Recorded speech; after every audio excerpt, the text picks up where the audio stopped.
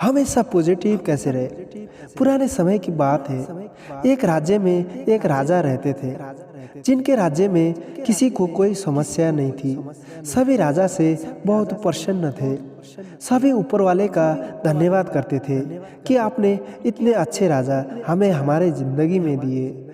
उस राज्य के राजा दिव्यांग थे।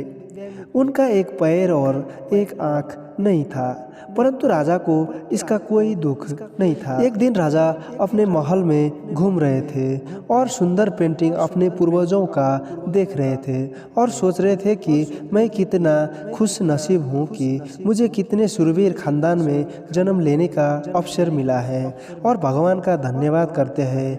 परंतु जब उन्होंने अंतिम पेंटिंग और खाली जगह को देखा तो वो चिंता में पड़ गए, क्योंकि उन्हें पता था कि अब यहाँ जो पेंटिंग लगेगी वो उनकी ही लगेगी। उन्हें इस बात का कोई चिंता नहीं था कि वो मरने वाले हैं या मर जाएंगे। उन्हें चिंता इस बात का था कि यहाँ जो पेंटिंग लगेगी वो कैसी लगेगी। मैं दिव्यांग हूँ, मेरी सबसे खराब पेंटिंग इस दीवार पर लगेगी, इस बात का उन्हें चिंता होने लगी। तब राजा ने सोचा, मेरे मरने के बाद पता नहीं कैसी पेंटिंग बनेगी। एक काम करता हूँ, मैं जिंदा हूँ, क्यों ना अभी पेंटिंग बनवाई जाए, ताकि यह तो सुकून रहेगा कि मेरी अच्छी पेंटिंग यहाँ लगी है। राजा ने राज्य में सभी को न्योता दिया कि जो भी राजा साहब की सुंदर तस्वीर बनाएगा उसे सोने के सिक्के भेंट में दिए जाएंगे।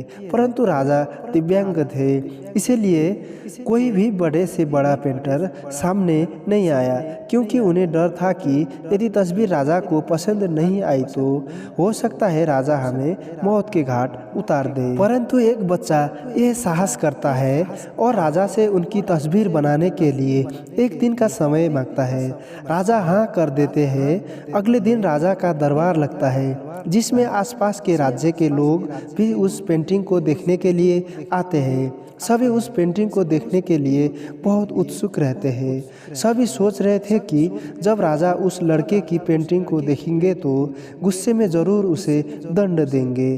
परंतु जब लड़के ने अपनी तस्वीर सबके सामने प्रस्तुत की तो सभी आश्चर्यचकित हो गए। लड़के ने राजा को एक घोड़े पर बैठा हुआ दिखाया, जिसमें वो तीरंदाजी कर रहे थे और एक आंख बंद किए हुए निशाना लगा रहे थे। इसमें राजा का जो पैर टूटा हुआ था वो घोड़े के दूसरी तरफ होने के कारण नजर नहीं आ रहा था, और जो आंख नहीं थी राजा की वो आंख उसने बंद किए हुए दिखाई थी। ये पेंटिंग राजा को बहुत ज़्यादा पसंद आई।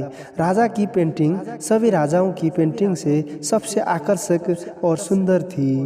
राजा ने खुश होकर लड़के को बहुत सोने के सिक्के दिए और खुश होकर अपने दरबार में भी उसे जगह दे दी।